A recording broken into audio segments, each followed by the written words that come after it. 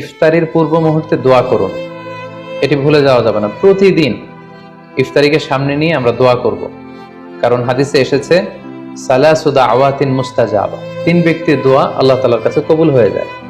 এই দোয়া আল্লাহ কখনো ফিরিয়ে দেন না। এর মধ্যে একটা দোয়া হচ্ছে দাওয়াতুস সাইম, রোজাদারের দোয়া আল্লাহ কখনো ফিরিয়ে দেন না। দাওয়াতুস সাইমি মাকবুলা, এটা আল্লাহর কাছে কবুল হয়ে যায়।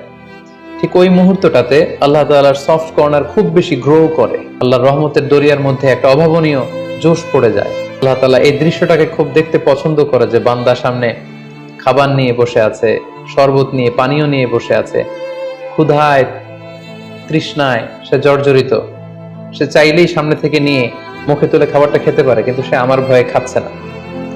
তখন আল্লাহ তাআলা এই দৃশ্যটা দেখতে বড্ড পছন্দ করেন। ঠিক এই মুহূর্তে আপনি যখন বুদ্ধি করে আল্লাহ তাআলার কাছে চাইতে শুরু করবেন, কায়মনো বাক্যে চোখের পানি ছেড়ে, আপনি চাইতে দেরি হবে, এই দোয়া আল্লাহ তাআলার কাছে কবুল হতে দেরি